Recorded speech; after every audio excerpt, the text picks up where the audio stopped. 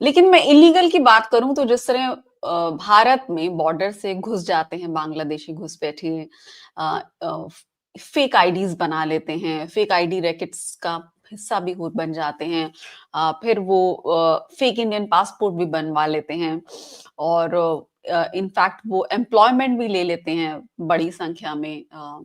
और तो मान लीजिए जो चाइना है वहां पर इलीगल इमिग्रेंट के एम्प्लॉयर को what is the fine, what is the punishment or fine is imposed on the employer of the illegal immigrant in China? अगर आपके पास कोई परमानेंट रेजिडेंट आईडी कार्ड नहीं है, फॉरेन Okay. परमानेंट रेजिडेंट, तो आपको हम्म। Jail में डालते हैं वो, हम्म। चीन में। तो बहुत कठिन सा है। हम्म। जो इलीगल एम्प्लॉयमेंट जो दिया है उनको भी पनिशमेंट होता है, और जो एक्चुअल इलीगल माइग्रेंट जो है उसको भी अ, जेल में डालते हैं। तो मैंने अभी एक कहा कि 13 डिजिट्स का एक नंबर हर एक जी। हम्म। सिटीजन को होते हैं चीन में। हम्म। जैसे कि हमारा यूआईडी, यूनिक आइडेंटिफिकेशन कार्ड। जी। लेकिन इनका जो 13 डिजिट का, इसमें सारा हम्म। उनका कुंडली निकलता है। जी। अ, इसका मतलब जो क्राइम जो उन्होंने बनाया, या जो इलीगल काम क्या है उसका सारा, तो बहुत मुश्किल है। भारत में तो बहुत आसान है कि आप एक आधार कार्ड बनाओ या पासपोर्ट जो आपने कहा वो बना हाँ। सकते हैं दूसरे लोगों को। चीन में जी। बहुत मुश्किल है। चीन में अपने हम्म। लोगों को ही मुश्किल है जो पासपोर्ट बनाना। तो इलीगल माइग्रेंट्स को बहुत ही कम है। हम्म। तो आप सोच लीजिए ये इम्पॉसिबल है।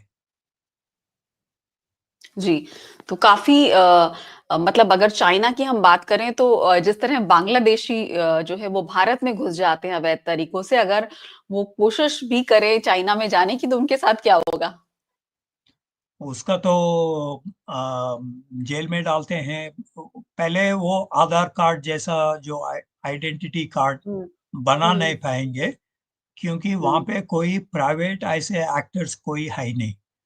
जी, सारे कम्युनिस्ट पार्टी के जो ब्रांचेस हैं, जो हुँ, उन्होंने तुरंत रिपोर्ट करते हैं ये सारा इलीगल माइग्रेंट्स के बारे में। सर्वेलेंस इतना है कि बहुत मुश्किल है।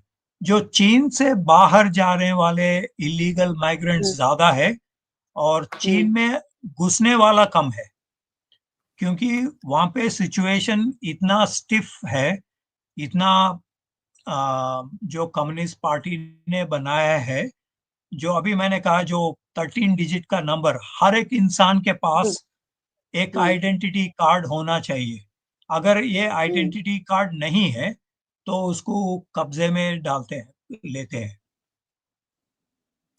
अ, एक चीज़, क्या चीन में लेबर की ज़रूरत है काफ़ी? चीन के अपने ही लेबर बहुत ज्यादा है। कुछ अच्छा। 80 करोड़ का अपने लेबर है। और दूसरा चीज, देशों से जो लेबर आते हैं वो उतना प्रोडक्टिव है नहीं। चीन का हुँ, हर एक मजदूर के एक पार्टी कमिटी होती है। हर एक ट्रेड यूनियन एक ही है फिर से फिलहाल। हुँ, लेकिन जो यूनिट्स जो है, जिसमें एक पार्टी यूनिट होती है, कम्युनिस्ट पार्टी यूनिट, तो ये बहुत मुश्किल होगा आपको कि कोई इंडिपेंडेंट ट्रेड यूनियन या कोई इंडिपेंडेंट यूनिट काम करे मजदूर के सिलसिले में। तो वहां पे कोई है, कोई प्राइवेट कंपनी है नहीं। जी। अगर कोई प्राइवेट कंपनी होती है, अगर प्राइवेट कंपनी में कम से कम अगर 7 लोगों का नौकरी है, तो उसमें कम्युनिस्ट पार्टी का सेल बनाना एक कानूनी जरूरी है। तो इसमें से कोई गुंजाइश ही है नहीं आपको कि कोई इलीगल माइग्रेंट घुसेगा या परमानेंट रेजिडेंस लेके गए जाएगा, या उन्होंने इलीगल या कोई दूसरे लोग उनको एम्प्लॉयमेंट देते हैं, वो ऐसे कुछ नहीं चलेगा। सिर्फ अपना जो इंटरनल माइग्रेंट्स ज्यादा है, इंटरनेशनल इमिग्रेंट्स कम है। जी, तो अंत में आप क्या कहना चाहेंगे जिस तरह से हम समस्या देखते हैं भारत में लीगल इमिग्रेंट्स की और वो करोड्स में भारत में रह रहे हैं और अ, न सिर्फ हमारी ज़मीन पर कब्ज़े कर रहे हैं बल्कि एक तरह से हमारी सिक्योरिटी के लिए, हमारी इकोनॉमी के लिए, हमारे हेल्थ सेक्टर के लिए, हमारे एजुकेशन के लिए, हमारे सिटिज़न्स की सिक्योरिटी के लिए भी वो एक खतरा है। इतनी बड़ी संख्या में इलीगल बांग्लादेशी और रोहिंग्या इमिग्रेंट्स का भारत में होना। आपके कंक्लूडिंग कमेंट, क्या हम दूसरे देशों से सीख सकते हैं? चीन से हम ये सीख सकते हैं कि उनका जो सर्वेलेंस बहुत पकड़बंदी का है, और ये उन्होंने सीसीटीवी या क्यूआर कोड या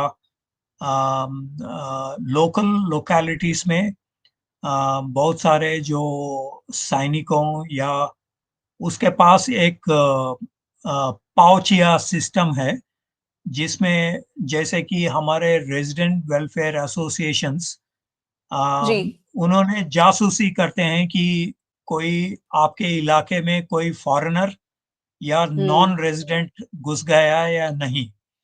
तो ये हुँ, चिंग डायनास्टी के एक तरीका है पाउचिया सिस्टम। तो हर एक नागरिक जो भी अंदर आते हैं उस इलाके में बाहर से, उनका जांच होता है, सर्वेलेंस होता है, उनका पूरा, अभी तो पूरा सीसीटीवी का कैमरा लगा हुआ है, तो उनका जो पूरा फोटोग्राफ्स भी वो लेते हैं, और फेशियल रिकग्निशन से उनको पकड़ जाते हैं, पकड़ लेते हैं उसको। जी। तो चीन का सिस्टम जो है वो वेरी अप्रेसिव है। भारत शायद वो सीख नहीं पाएंगे, क्योंकि कैपिटल इंटेंसिव है और टेक्नोलॉजी इंटेंसिव है ये। तो हम हुँ, मुश्किल है हमारे लिए। लेकिन जी, हम रेजिडेंट वेलफेयर एसोसिएशंस को ये काम दे सकते हैं कि आपके इलाके में कोई बाहर से कोई आया, या कोई जो दूसरा देशों से आकर कुछ काम कर रहे हैं, उसके ऊपर रिपोर्ट डालने के लिए रेजिडेंट वेलफेयर एसोसिएशंस के मदद हम ले सकते हैं। दूसरा, हम सीसीटीवी भी लगा सकते हैं। जी। इफ नॉट 700 मिलियन, हम हुँ, हम भी कोशिश करते हैं कि कोशिश कर सकते हैं कि कुछ सर्वेलेंस ऐसे जगह पे, मैंने कुछ जगह दिल्ली में देखा कि ट्रैफिक जगह पे रोहिंग्या रेफ्यूजीज का वहाँ पे बसे हुए थे। तो जी। हम ये टैकल कर सकते हैं चीन से कुछ सीख कर। एक तो लोकल रेजिडेंट वेलफेयर एसोसिएशंस को बहुत सारा डिसेंट्रलाइज्ड जिम्मेदारी अगर दे दें, तो नागरिक के लिए बहुत फायदा है। दूसरा, जो सर्वेलेंस सिस्टम्स हम इतना ज्यादा नहीं है, फिलहाल अगर कुछ भी सीसीटीवी लगाएं तो हुँ। ये भी एक फायदा होगा। जैसे हम अगर बात करें इलीगल बांग्लादेशी इमिग्रेंट्स की, तो अगर आप पूछने जाएँ जिस पर जो सस्पेक्टेड है कि सस्पेक्टेड इमिग्रेंट है, तो वो चाहे 2 साल से ही हो आस-पास रह रहा हो, लेकिन वो ये कि ज़रूर बोल देगा कि मैं तो 20 साल से यहाँ पर हूँ।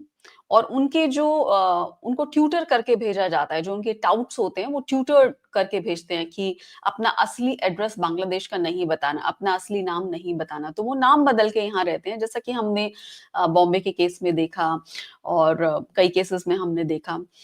साथ ही वो इस तरह के भी उनको ट्यूटर किया जाता है कि यही बोल दो कि हम तो यहीं पैदा हुए हैं। तो आप किसी भी सस्पेक्टेड से पूछेंगे, तो वो यही बोलेगा कि हम तो यहीं पैदा हुए हैं। आया चाहे 2 साल पहले होगा, बोलेगा 20 साल से हम तो यह रह रहे हैं, ताकि शक से बचने के लिए बहुत सारे हथकंडे अपनाते हैं और ऑफेंस जिस तरह कहा जाता है इज़ द बेस्ट डिफेंस, वो इस तरह की उनकी भाषा होगी कि वो आपसे बदतमीज़ी करने लगेंगे अगर आप किसी भी तरह के इस तरह के सवाल पूछेंगे। तो ये ट्यूटर्ड रहते हैं इलीगल इमिग्रेंट्स जो खास तौर पे बांग्लादेश से आ रहे हैं या रोहिंग्यास हैं। तो इनकी और बहुत सारे हम देखते हैं कि ऐसे इलाके भी हैं जहाँ इनके रिलीजियस स्ट्रक्चर भी बन जाते हैं। तो ज़ाहिर तौर पर उनकी वीकली ब्रीफिंग भी रहती होगी वहाँ से, हम्म। कि सरकार मुझे क्या लग कर रहा है रही है, कि आपको कैसे बचना है।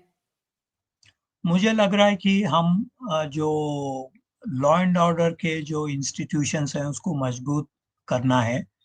दूसरा जी। चीज हमारा कैपेसिटी बिल्डअप, ऐसे चीज को टैकल करने में हुँ, हमारा कैपेसिटी बिल्डअप बढ़ाना है। जो तकनीकी के बारे में या लोकल गवर्नमेंट एजेंसीज है या इंटेलिजेंस कलेक्शन के सेंटर्स हैं या आधार कार्ड जो बनाते हैं उनके ऊपर भी निगाह लगाने से शायद इसको कम कर सकते हैं हम। एक अवेयरनेस कैंपेन भी नॉन गवर्नमेंटल ऑर्गेनाइजेशंस या जो भी मीडिया के तरफ से हम इसको हाईलाइट करना चाहिए। और ये सारे इसमें से कुछ हल निकलेगा। वैसे मामला बहुत जटिल है क्योंकि लोग कहते हैं कि कुछ 2 करोड़ बांग्लादेशी इमिग्रेंट्स हैं भारत में। तो ये वो करीब 1 जटिल। दशक पहले 10 साल पहले 2016 की हम बात कर रहे हैं, तो कि वहाँ पर भी ये एक एस्टिमेट था, लेकिन अब ये हाँ, कहा जा रहा है कई गुना उससे ज़्यादा हैं। शायद वो हो सकता है। तो हम हुँ, हमारे जो लोकल एजेंसीज को मजबूत करना चाहिए। और सिविल सोसाइटी भी इसके मदद देना चाहिए कि रेजिडेंट वेलफेयर एसोसिएशंस या मोहल्ले में जो पंचायत के या जो तहसील में जो एडमिनिस्ट्रेटिव यूनिट्स हैं उसको मजबूत करना है और उसके ऊपर जिम्मेदार भी देना है कि ये खतरनाक चीज है। क्योंकि इलीगल माइग्रेंट्स में बहुत सारे टेररिस्ट भी हो सकते हैं। जी, जी। तो कभी कभी जैसे कि मुंबई अटैक्स में हुँ, रिपोर्ट्स उन्होंने बताया कि बांग्लादेश से मोबाइल फोन नंबर्स इसमें IMEI नंबर, जैसे कि हुँ, एक टावर और दूसरा टावर के बीच में हुँ, आपका जो जग GPS पोजीशन, ये हुँ, दोनों टावर के बीच में आपका पोजीशन पता लग जाता है आपका मोबाइल फोन फोन में से। लेकिन बांग्लादेश से जो कुछ घुसपैठ किया है जिसके पास उनका मोबाइल फोन में IMEI नंबर है ही नहीं, तो आप उनको पता भी पकड़े भी नहीं सकते हैं उसको। आपका जानकारी में है ही नहीं वो लोग। तो ये बहुत मुश्किल का काम है और ये एक खतरनाक चीज है कि आतंकवाद भी निकल सकते हैं इन लोगों से। तो लोकल एजेंसीज इसके ऊपर बहुत काम करना चाहिए। NGOs भी काम करना चाहिए और इसके एक हल निकालना चाहिए। सर ज़्यादातर ये पैटर्न देखा जाता है कि अगर एक बांग्लादेशी अवैध बांग्लादेशी जो होता है, इल्लीगल बांग्लादेशी इन्फिल्ट्रेटर और इमिग्रेंट होता है, अगर उसको एक को नौकरी मिलती है, तो वो अपने साथ कई 100 को और ले आता है।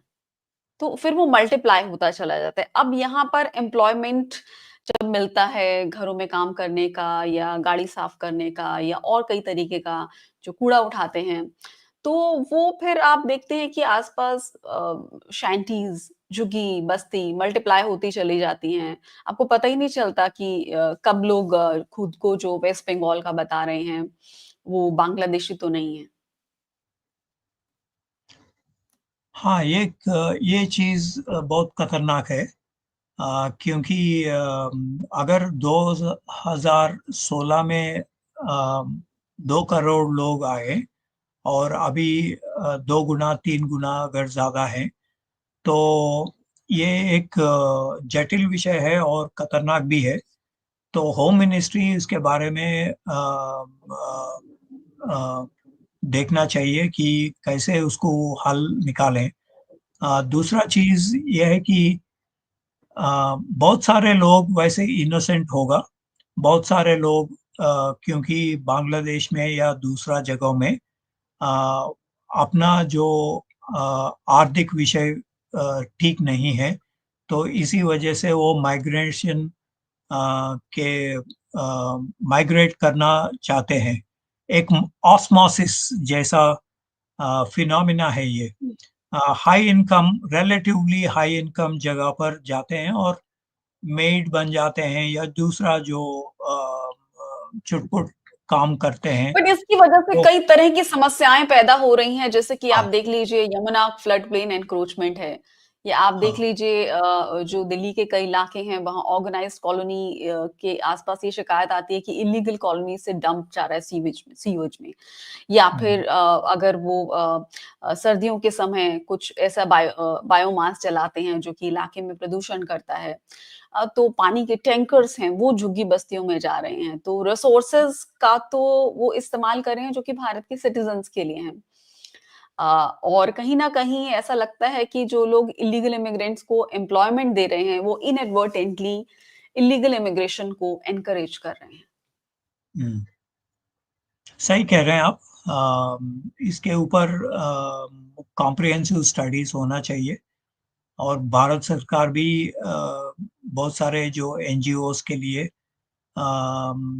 मदद करना चाहिए और एक प्रोजेक्ट जैसा बनाकर लोकल एजेंसीज भी इसमें शामिल होना चाहिए।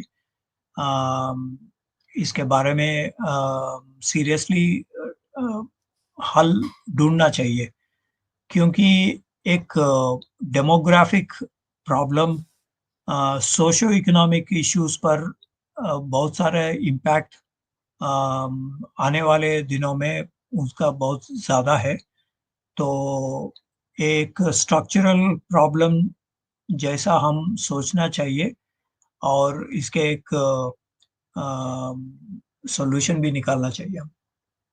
जी, बहुत-बहुत शुक्रिया प्रोफ़ेसर श्रीकांत कौंटेपल्ली हमसे जुड़ने के लिए और इतने महत्वपूर्ण विषय पर हमसे बातचीत करने के लिए, चर्चा करने के लिए आपका बहुत-बहुत शुक्रिया। धन्यवाद। धन्यवाद।